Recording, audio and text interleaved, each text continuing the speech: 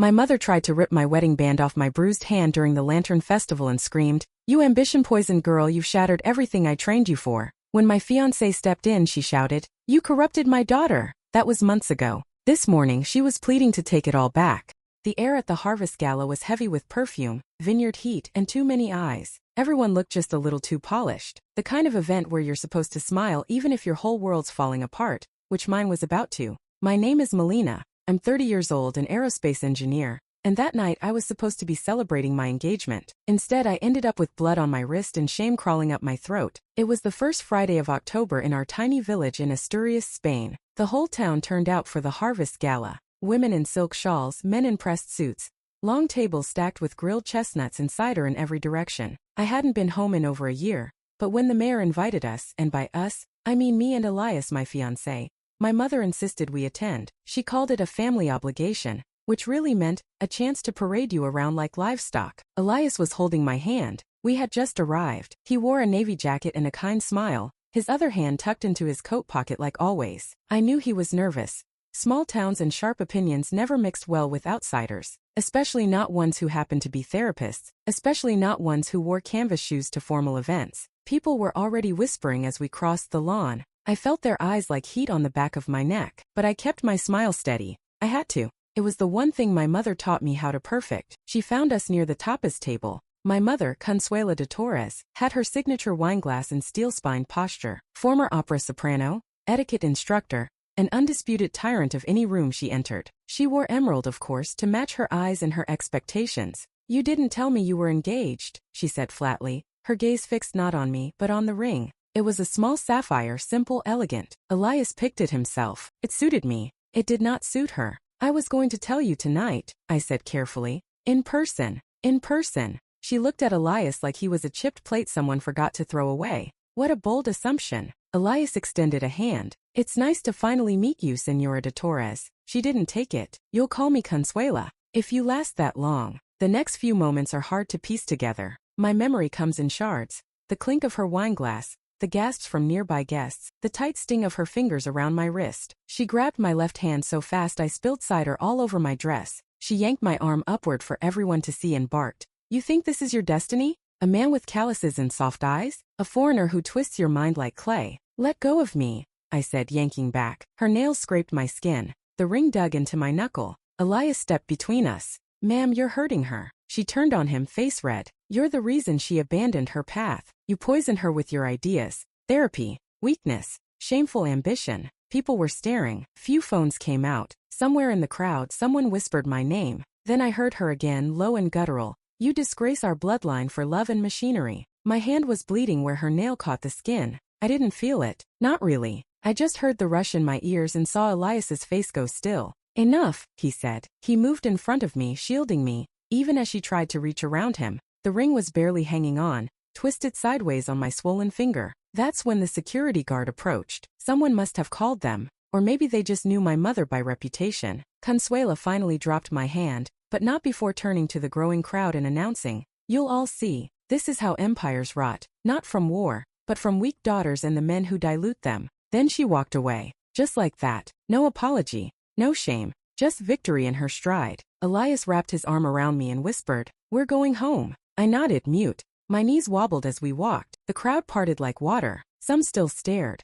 Others turned away politely, as if giving us the dignity they knew we'd never get from my family. In the car, I held a napkin against the cut. My whole arm trembled. Elias started driving before I could say anything. He didn't ask if I was okay. He knew I wasn't. That was 8 months ago. We haven't spoken to her since. Until last night. She called at 2 a.m., her voice thick with something that sounded like desperation. "Melina," she said, "I was wrong. I've been so wrong. Please come home. Let's fix this." I didn't answer. I just stared at the phone. For years, I thought the fracture started when I chose science over legacy. But really, it happened on that lawn when my mother chose pride over blood. When she clawed at my hand not just to steal a ring, but to erase a life I built without her. Now she wants to pretend it never happened. But I remember. I remember everything. I didn't come from a family that whispered, "I'm proud of you." In our house, pride was silent, conditional, and almost always reserved for my sister Serena. Growing up under Consuela de Torres meant two things: Perfection was expected, and deviation was punished. My mother ran our home the same way she once commanded opera stages: rigid posture, cold clarity, and an audience that dared not blink. I was 5 the first time I remember being corrected in front of guests. I had swung my legs under the table during tea hour and knocked over a napkin.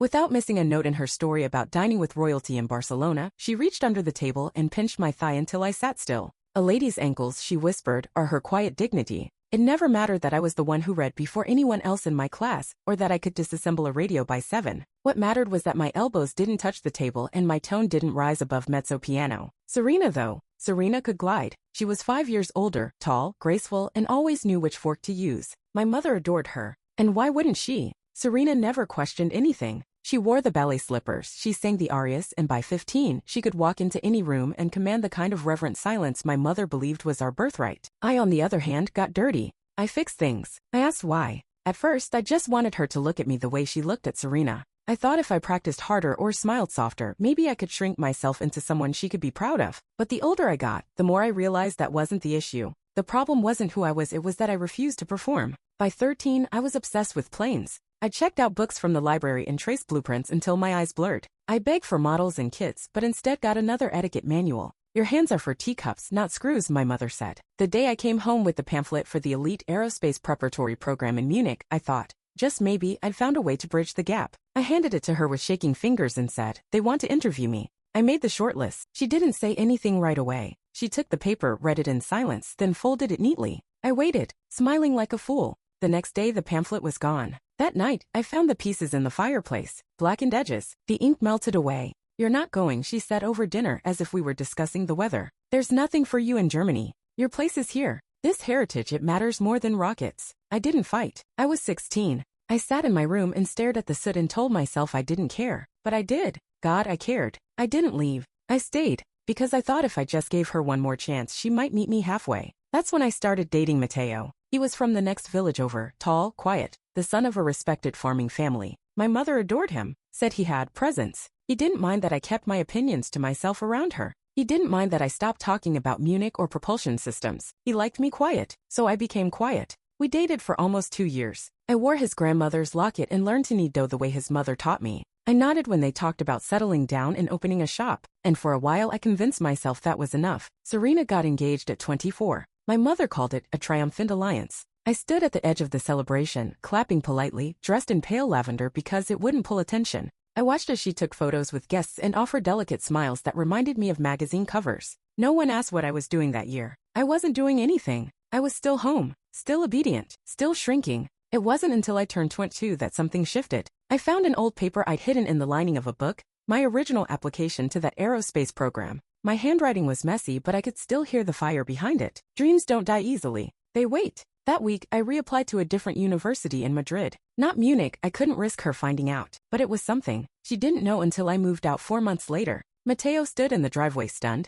My mother didn't come outside. She sent Serena to bring out my suitcase. No goodbyes, just a note inside my shoe, folded twice. Some daughters carry honor, others carry disgrace. That was 8 years ago. And yet, every time I fly home, the house feels like it's still mine. Like my absence is a hole they tried to decorate over but never really filled. When she called me last night and asked me to come back, she didn't mention the note, or Munich, or all the things she broke in me without lifting a hand. But I remembered. And I remembered that once I chose compliance over selfhood, until my mind and heart demanded room to breathe. And I took it. We flew into Oviedo 2 days before the Lantern Festival. I hadn't seen the town in almost 3 years. The streets still wound tight like ribbons and the hills still bled green after summer rain. But the people looked through me now. Like I was someone else's daughter, or maybe just a ghost. Elias drove the rental and I stared out the window, chewing the inside of my cheek. The closer we got to my childhood home, the more my body folded in on itself, like a plane entering turbulence. Controlled but not at peace. This is going to go fine, Elias said gently. He always knew when my mind started spiraling. I let out a humorless laugh. I once told my mother I wanted to build things that flew. She said, then maybe you should start by learning how to sit still at dinner. He didn't answer, just reached over and touched my knee. The Lantern Festival was something sacred around here, a blend of Catholic ceremony, ancestral reverence, and old-world flair. Girls in white shawls, men carrying candles, prayers muttered in thick accents as paper lanterns drifted into the sky. It was the one time of year my mother let herself weep in public, but always with control. A single tear, never smudging her mascara. We arrived at the house early that afternoon. She was waiting at the gate, lips pressed tight, heels sharp enough to wound. Elias stepped forward first, offering a smile. Thank you for having us. She nodded stiffly like he was a package someone left on the porch. You've grown facial hair, she said. Therapists used to be clean-shaven. I specialize in trauma, he replied kindly. Sometimes people trust you more when you look a little lived in. She didn't respond, just turned and walked inside. The house hadn't changed. Not really. Still cold, still spotless, still full of memories I didn't want. A photograph of Serena at her wedding sat on the piano, angled perfectly toward the hallway, as if her smile might greet every passerby. I looked for her the moment we walked in. She appeared at the top of the stairs, thinner than I remembered. Her sleeves were long, too long for early July. Her smile was brittle, almost painful. You look amazing, she said quickly, then turned away before I could respond. We spent the day preparing food and pretending we weren't suffocating. I caught Elias watching Serena from the kitchen doorway once, concern furrowed across his face. I didn't say anything, but my chest tightened. That evening, as the sun dipped and bells rang across the square, we sat for dinner. My mother had set the table like it was Versailles. Silver cutlery, folded napkins like lilies, the kind of show you put on when you want to prove you've never lost control. Melina got a promotion, Elias said, trying to lift the mood as he passed a plate of cod. She's working on Mars-bound propulsion systems now. My mother raised an eyebrow. Mars? That seems ambitious. She leads a team of 22 engineers, he added, still smiling. Ah, she said. And yet, you're still not married. I felt Serena flinch across the table. Elias reached for my hand under the cloth. I didn't pull away. We've talked about it, he said. But we're not rushing. My mother's fork tapped against her plate. In my day, ambition was not an excuse to avoid commitment, especially not for women. Then it's a good thing it's not your day anymore, I said flatly. Silence fell like a curtain. Serena tried to pivot. Mom, did you see the lanterns this year? The shapes are different. Don't change the subject, she snapped. Her eyes locked on mine. You think you're so evolved now, running around with titles and machines. But you forgot your role, your duty. Elias moved to say something, but I shook my head. No, go ahead, I said to her. Say it. She stood. You wear trousers to church. You speak above your station. You sleep with a man outside of marriage. You abandon your bloodline for flame and metal. You are not a daughter. You are a disgrace. She lunged forward. In an instant, Elias was up. He placed himself between us, calm but firm. Don't touch her. You think you're protecting her? She hissed. You've infected her. Made her think this path, this empty, sterile future, is worth more than family. Let go, I said through clenched teeth. My wrist burned again, just like it did at the Harvest Gala. Reflex memory. Then it happened. A chair scraped. Something fell. Serena shot up, breath ragged. Stop it. My mother froze. Please, Serena said, her voice trembling. Please stop. For a second, no one moved. Then a knock. The door opened, and 2 uniformed officers stepped in. Someone from the town must have heard shouting. Or maybe Elias called them earlier, just in case. Is there a problem? One of them asked in Spanish, scanning the room. Elias turned to them. We're leaving. And we did. I was bleeding again. A small cut along the same wrist. The same damn wrist. Elias held a napkin over it as we walked to the car. In the back seat, I cried. Quietly. Not like a child. Not like a woman. Just something in between. Someone who wanted to believe coming home could still mean something. We didn't speak the whole ride back to the hotel. When we got in, Elias ran warm water over my wrist, dabbing it clean. She's not well, he said softly. I know, I whispered. But neither am I. That night, I lay in bed and watched the lanterns drift past our window. Hundreds of them, floating into the dark. Each one carrying someone's name, someone's prayer. I didn't light one. I didn't want to pretend. I just watched them disappear and wondered if they could carry me away too. The first email came 2 weeks later. Subject line, concerns regarding ethics complaint, immediate attention required.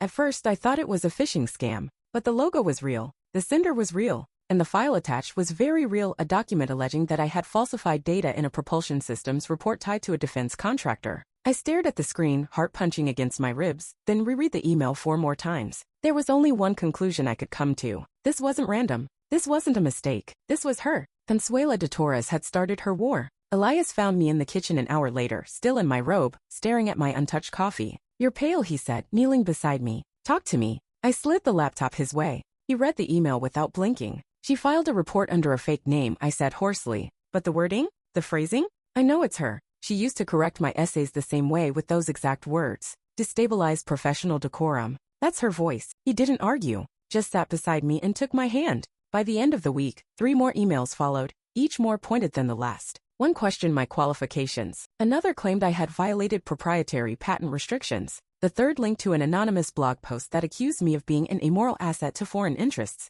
It included blurry photos of me at a conference in Geneva, walking beside a Russian colleague. My firm launched an internal review. Not a full investigation, they didn't believe the claims, but they had to cover procedural bases, which meant I was pulled off a critical R&D timeline and placed into a review-safe assignment. In other words, benched. I met with the director of my department, Dr. Ignacio Velez, a man who once toasted my birthday with vintage wine and a quote from Sagan. He looked at me across his glass desk, expression unreadable. I believe you, he said quietly. But we can't take chances in this political climate. Even allegations cast shadows. I suggest you lie low for a bit. I nodded. My face was still. Inside, I was crumbling. Elias called Sabine the next day. Sabine, his sister, was not warm like Elias. She was surgical, sharp-suited, voice like glass. She flew in from Barcelona within 48 hours. We're filing a preemptive liability defense, she said before she even took off her coat. I want every email, every message. We'll start with civil protection and build from there. I nodded, numb. Sabine scared me a little, but I needed her, because things got worse. It wasn't just the ethics complaints. Suddenly I was getting calls at odd hours, wellness checks from local authorities claiming they'd received anonymous tips that I was a danger to myself. I had to show them my ID, invite them in, prove I wasn't suicidal. Twice. One morning I woke up to over 70 unread emails in my work inbox, all from the same name, all full of copied technical jargon, accusing me of ethical slippage. Another day, someone submitted a complaint to my alumni network, saying I had manipulated academic records to secure admission. Sabine traced the IP addresses, all routed back to a server in Oviedo, registered under a shell company my mother once used when she sold real estate part-time. Elias's hand shook as he read the report. She's gone full scorched earth. I nodded. She's trying to erase me. Or provoke you, Sabine added. She wants you to implode, to scream in public, to ruin your own credibility. We won't let her. I tried to believe that. I did. But my world started shrinking. People avoided me in the halls. I saw colleagues whisper when I passed. I was removed from the International Propulsion Summit panel, temporarily they said, just until things settled. Even Elias, gentle as he was, began to show signs of fatigue. He checked the locks 3 times at night. He changed the Wi-Fi password every week. He started driving alternate routes to his clinic. You think we're being watched? I asked once, my voice too small for the room. I know we are, he replied. And then, the final blow, someone created a fake profile of me on a website best known for adult content. They uploaded AI-generated images, a fake bio, and linked it to my real workplace email. The profile said I specialized in discipline therapy. Sabine traced that too. The user ID was connected to an apartment in Oviedo, owned by an old woman. A woman who, according to public records, rented the unit to Consuela de Torres for storage purposes. That night, Elias didn't sleep. He sat by the window with a mug of tea watching the street. I feel like I brought this on you, he whispered around 3 a.m. No, I said, curling against him. You were just the excuse. She's been waiting to strike for years. He kissed the top of my head. She underestimates you. Maybe?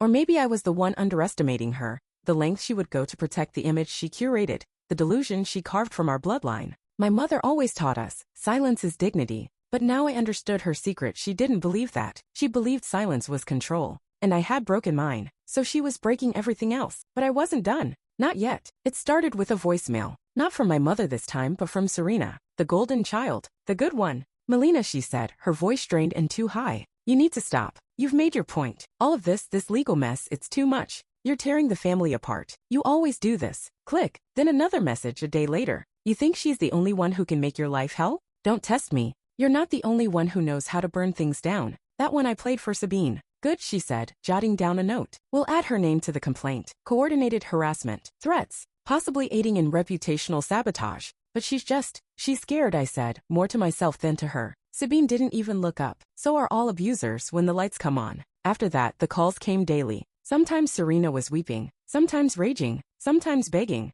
You never think about anyone but yourself. I lost everything because of you. Mom is sick, Melina. Really sick. And you're just sitting in your apartment with your lawyer and your foreign boyfriend, pretending you're the victim. Elias listened to one with me. When it ended, he was quiet for a long time. Do you think she's okay? He asked softly. I think, I said, she's unraveling. And she was. Sabine's firm had uncovered more than we expected. My mother hadn't acted alone. Serena had helped, not just the anonymous reports, but coordinating the fake wellness checks, posting under burner social accounts that tagged my employer with rumors about emotional instability and unresolved trauma masked by high-functioning behavior. It was vicious, but the part that broke me was this. She'd sent my resume to an ex-boyfriend from university, someone who still worked in government clearance screening, with a note that said, you might want to look into her loyalties. Some family skeletons you wouldn't believe. Sabine filed for a civil protection order against both of them. Harassment, defamation, stalking. It was a 300-page packet. I signed every page with shaking hands. After that, the world got colder.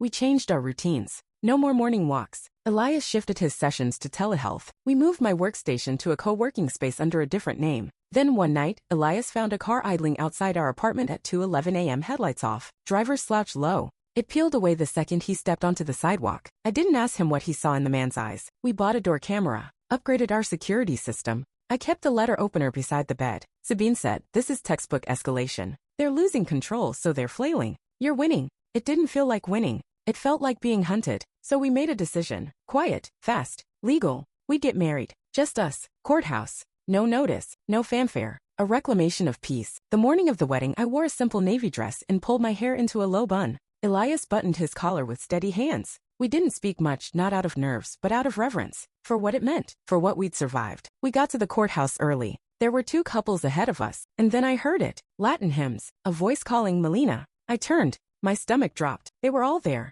My mother, my sister, a priest, 2 distant cousins, a man I didn't recognize holding a folded Bible. They were standing on the courthouse steps like it was a wedding from a movie, but their faces were hard, cold. "You can't do this," my mother said, stepping forward. "You are walking into spiritual damnation," the priest added. Serena clutched a bouquet. Her lips were trembling, but not from emotion, from adrenaline. "We can fix this. Just do it right. Get a blessing. Don't make this permanent." Elias stepped in front of me instinctively. "This is harassment," he said, calm, controlled. "You're desecrating your own bloodline," my mother snapped. "And you," she turned to Elias, "you manipulated her into this. You've corrupted what little dignity she had left." Security came faster than I expected. Maybe someone inside had seen them forming. They were removed one by one. The priest protested. My mother cursed in Spanish. Serena just stood there, clutching the flowers like a lost bridesmaid in someone else's nightmare. As they dragged my mother toward the exit, she shouted back over her shoulder, "You'll regret this. You'll never be whole again." The last thing I saw before the door shut was Serena, standing alone, eyes wet, flowers wilting in her hand. We married 20 minutes later. The judge was kind, efficient. When it was over, Elias kissed me and whispered, "Still want the quiet life?" I laughed, not because it was funny, but because I was still alive. And for the first time in a long time, I was no longer afraid of what came next. They had come to condemn us, but what they really brought was proof, undeniable, dramatic, recorded proof, of their obsession, their control, their unwillingness to let go. And Sabine? She filed for emergency court protection the next morning. My mother had handed us the legal leverage we needed, and for once she hadn't seen it coming. The day I was pulled from Project Helios, the department's Mars-class propulsion testbed, I didn't cry. I didn't ask questions. I just gathered my binders, nodded to the assistant director, and walked out like someone getting laid off from a job they already hated. But I did hate it. I hated all of it. Not the work. The work was everything. It was the rest, the side eyes in the hallway, the whispers at the espresso machine, the sudden drop in invitations to collaborative research talks. All of it built on rumors that started as whispers and spread like fire. That morning, an anonymous submission had been sent to our board of directors, a dossier linking my name to cult activity in southern France. There were screenshots of fabricated blog posts, doctored images of me at ritual ceremonies, really, a peace retreat I attended 4 years ago, and a paragraph claiming I had appropriated rocket science to worship a false deity called Mother Flame. Sabine stared at the document like it personally insulted her intelligence. "Your mother is escalating," she said. "We're now entering full-blown delusion. I'm being accused of using space propulsion to summon pagan fire gods," I said. Elias looked up from the other side of the table. "Well, to be fair, that would be pretty cool." I didn't laugh, because none of it was funny anymore. Sabine traced the post to a burner site connected to a virtual mailbox service in Valencia, a known cover used by a private security firm. Guess who had been listed as a temporary client under the name Cristina de Alba? My mother. She'd hired professionals. By now, HR had to distance me from any public-facing leadership roles. My promotion was suspended, pending further internal review. My badge was quietly downgraded. My email signature no longer included a title. I was effectively invisible. Worse, it didn't stop there. One afternoon, someone submitted a job application under my name to a local escort agency, complete with a photo, AI-generated, and a list of specialties. The profile was linked to a burner phone. Sabine subpoenaed the phone records. It pinged at a building owned by one of my mother's oldest clients, an old estate manager who once handled her apartment rentals back in Oviedo. I couldn't even feel angry anymore. It was all too insane to be real, but it was real. Then came the man. Christina's new partner, some retired architect from Bilbao, started appearing at Elias's clinic, always waiting outside, never talking, just watching. Once, Elias walked out to find the man sitting on the hood of his car. When asked what he was doing, he replied, "Thinking about how people don't always know who they've married." We filed a restraining order. Sabine handled it before I could blink. We changed our daily patterns. No more set lunch routines. We rotated grocery stores. We started parking 3 blocks away from home just in case. My world shrunk to a series of safe zones: the co-working space, the therapist's office, Sabine's apartment, and home. But nothing compared to what happened at the investor pitch. It was a private event, just 10 people in a conference room, some of the most influential aerospace funders in Europe. I was set to present a condensed version of our propulsion work, trimmed for clarity and impact. Elias kissed my forehead that morning. "You've got this." For 15 minutes I did, until the door opened, and there she was, Cristina de Torres, my mother, wearing a tailored gray coat, her hair in a perfect twist, as if she were attending an opera gala. She didn't shout. She walked to the front of the room, calm, deliberate, and placed her palms on the table. "Before you continue," she said, "you should know that this woman is under investigation for fraud, moral indecency, and emotional manipulation. She is not what she pretends to be. She is corrupt." Someone gasped. Someone else stood. An executive from Geneva tried to ask who she was. "I'm her mother," she said proudly. "And I'm here because someone must tell the truth." Security dragged her out within minutes. But the damage was done. They had seen. They had heard. And more importantly, they now had doubts. My supervisor, red-faced and horrified, pulled me aside afterward. "I'm so sorry, Melina. We didn't know she'd be here." I nodded. "She's not supposed to be anywhere near me." "I understand, but you have to see how this looks. From an optics standpoint, it's unstable." "Optics," I repeated. "She called the CFO the day before," he admitted quietly. "Left a voicemail warning him of a dangerous mental descent. That night, I wasn't offered a ride home. I wasn't thanked for my presentation. I was told I'd be moved to a background engineering role until things stabilize." That's what they said. Until things stabilize. But nothing was going to stabilize. Not while she was still out there. Not while her fingerprints were on every door I tried to open. When I got home, Elias was sitting on the couch with a blanket and 2 cups of tea. He looked up, and the look on his face told me he already knew. I didn't say a word. I just sat down beside him and whispered, "She's breaking everything." He touched my hand. Then we break the silence. No more defense. No more waiting. No more reacting. Sabine called the next morning. Her voice was crisp. "We're pressing charges. Real ones." "For what?" I asked, barely awake. "Defamation. Stalking. Identity fraud. Digital harassment. Violation of court order. False impersonation. And maybe, just maybe, we'll finally get the courts to see her not as a matriarch, but as a threat." My mother had waged war. But I had finally stopped playing defense. And this time she wasn't hiding behind whispers. She had made herself visible. And that was her mistake. The courtroom smelled like old wood and paper. Everything in it felt slow: the creak of benches, the shuffle of lawyers flipping pages, the dull clack of the bailiff's boots on the floor. I sat beside Sabine, back straight, palms damp. Across from me, Serena sat at the witness stand, small and pale, her hands folded too tightly in her lap. She hadn't looked at me once since entering the room. The judge, a woman with gray hair in a tight braid and a voice that brooked no games, asked her to speak clearly into the mic. "State your name for the record." "Serena de Torres," she said softly. Her voice cracked on the Torres. The prosecution began asking her questions about the harassment: emails, social media posts, burner accounts. Serena admitted to setting up 2 of the aliases. She admitted to forwarding private photos and scheduling a wellness check using an anonymous tip line. Sabine leaned over to whisper, "It's good. She's not deflecting." But I wasn't so sure. Then came the moment that shifted everything. The judge asked Serena, "Why did you participate in this?" There was a long silence. Everyone in the courtroom leaned forward, breath caught. Serena took a shaky breath and said, "Because I thought it was normal." The judge narrowed her eyes. "Explain." She licked her lips, then steadied her voice. "My mother always said that obedience was protection. That if we stepped out of line, we'd be swallowed by chaos. That she was the order, the spine. And if we disobeyed, if we made choices she didn't approve of, we were diseased." That's the word she used. She said Melina had a disease of self-importance. That she needed to be humbled. My jaw clenched. "She taught us to be graceful," yes, Serena continued, "but really she taught us to be silent, controlled. I never made a decision without asking her first, not really. Even the man I married. She chose him. She said he'd temper my dramatics." There was a shift in her voice then. Not louder but clearer. Like something cracked open and she stopped trying to hold it together. "I blamed Melina for leaving. I said she abandoned us. But she didn't. She escaped. And I stayed. I stayed until I stopped recognizing my own face in the mirror.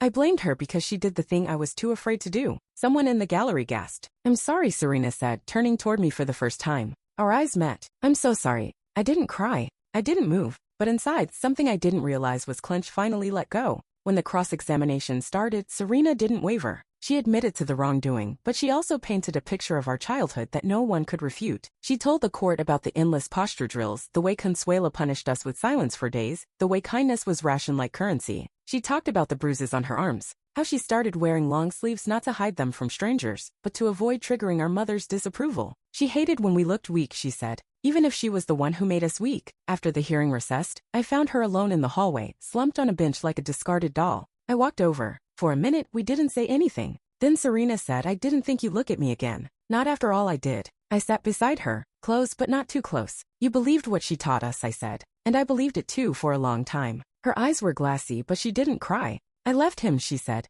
My husband. Last week. I blinked. Where are you staying? A hotel. For now. I hesitated. You can stay with us. Elias won't mind. Her head dropped. I don't deserve that. I shrugged. Neither did I when I left, but people helped anyway. She nodded slowly, like her body was still catching up to the idea that freedom might not require punishment. Over the next few weeks, she moved into the spare room in our apartment. At first, she was quiet. She ate dinner late, stayed in her room, barely spoke. But little by little, she started appearing earlier. She helped with dishes. She and Elias started watching cooking shows together. One afternoon, I came home and found her typing furiously at the dining table. What's that? I asked. She looked up, almost shy. I'm applying to online courses. Psychology, maybe. Or education. I don't know yet. I smiled. You don't have to know. I just want to learn something that no one picked for me, she said. Something that belongs to me. She didn't say our mother's name much after that. None of us did. But she was still there in the hesitation behind Serena's voice and the way I still checked over my shoulder before entering buildings. We were both still learning to breathe without permission. But we were breathing.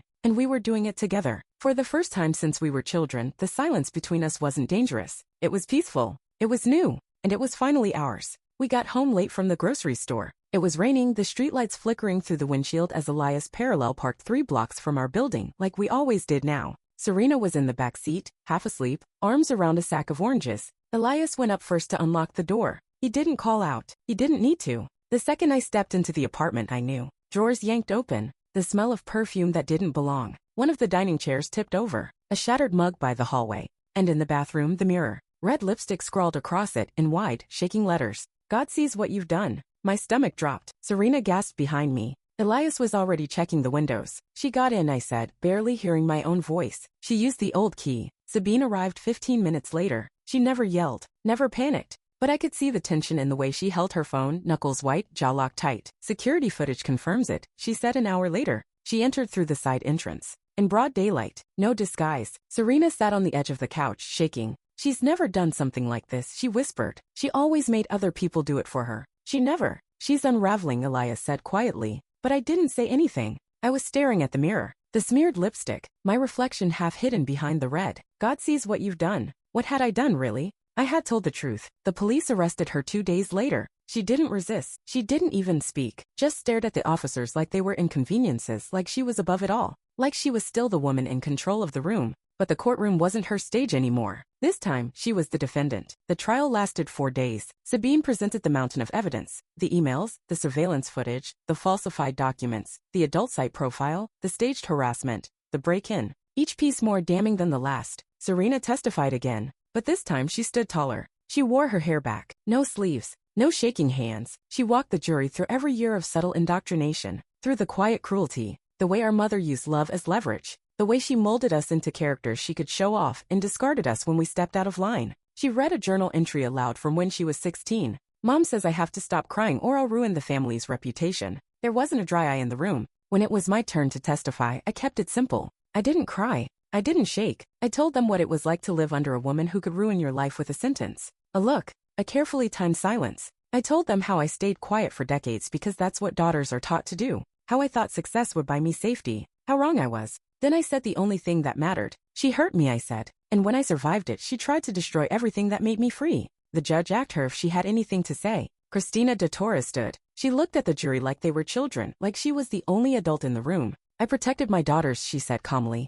They didn't like the terms. That doesn't make me guilty. That makes them ungrateful. She sat down. The sentence was handed down the next morning. 3 years in prison, with a no-contact order lasting 5. No chance for early release due to the malicious intent behind the campaign of harassment. Serena grabbed my hand when the judge read the final verdict. My mother didn't flinch. Didn't cry. Didn't look at either of us. She was escorted out, still upright, still cold. But this time, she didn't leave on her own terms. She left in handcuffs. The quiet ride home felt unreal. Like the world had stopped spinning. Like we were waiting for something else to drop. But nothing did. Serena sat in the back seat again, same spot as before, head against the window. She'll come back, she said suddenly. I turned around. Not the same way. Serena nodded, almost like she believed it. Almost. We got home and Elias poured wine without speaking. Sabine stayed for dinner. No legal talk. No strategy. Just food and soft music and the sound of forks against plates. Later that night, I walked into the bathroom and stared at the mirror. It was clean. No lipstick. Just me. For the first time in my life, I saw my own reflection and didn't flinch.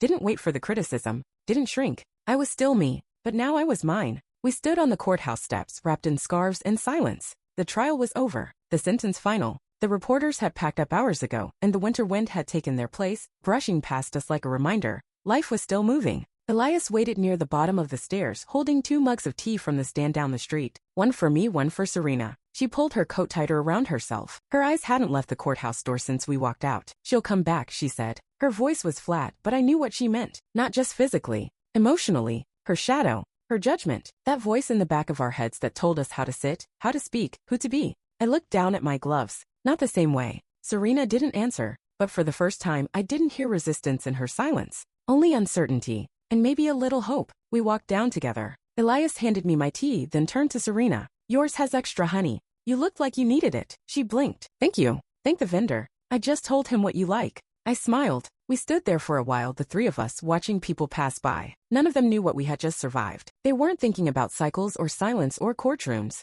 They were walking their dogs, checking their phones, living. And for once I didn't feel like an outsider to that kind of peace. I wasn't hiding. I wasn't defending. I wasn't waiting for the next blow. Serena finally spoke. I still don't know what I'm supposed to do. Neither do I said. That's kind of the point. She looked at me. I feel like everything's quiet now. And it scares me. I nodded. It used to scare me too. There was a pause. Then she asked, what does it feel like now? I thought about it for a moment. About the noise I had lived in for years, the internalized fear, the rehearsed replies, the constant calculation of what would trigger her next. It feels like mine, I said. That night, Serena moved the last of her things into our place. We cleared out the guest closet, made space in the fridge for her almond milk, and agreed to share the remote. She started journaling. Sometimes I'd catch her staring at a blank page for hours before finally scribbling something tiny in the corner. She said it helped. I believed her. Elias suggested we go away for a weekend. No drama. No phones. Just the 3 of us, a cabin near the coast, and a stack of books. Serena said yes before I could even answer. We didn't talk about our mother much after that. The name Consuela began to fade from everyday use.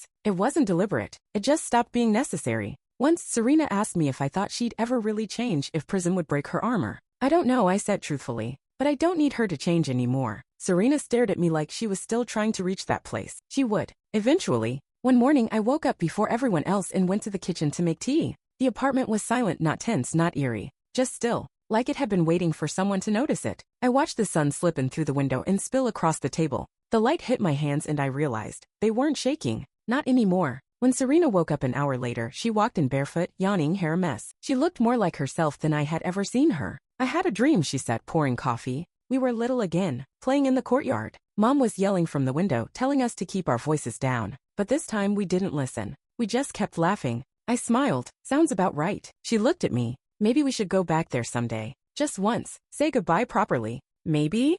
We didn't need to rush. The past would always be part of us, but it didn't get to be the whole story anymore. That night, Elias found a folded paper tucked under the flower pot outside our front door. No name. Just 6 words scrawled in looping cursive. You'll need us someday. Remember that. We reported it, of course. The camera hadn't caught anything, but we weren't afraid. Not this time. I burned the note on the balcony, watched it turn to ash, and then we ate dinner, laughing at a dumb cooking show, passing bread around the table, not a single mention of her name. The silence that used to terrify me, that once felt like punishment, was now a place of peace, a kind of freedom I never thought I'd earn. As we cleared the plates and turned off the lights, Serena grabbed her tea and said, I think I finally believe you. About what? That we're allowed to be okay. I reached out and squeezed her hand. We stepped out onto the balcony. The winter wind brushed past us, but this time it carried no threat, just cold, just clarity. Below, the city lights pulsed like stars. We didn't say another word. We didn't have to. For the first time, we were no longer hunted. We were whole.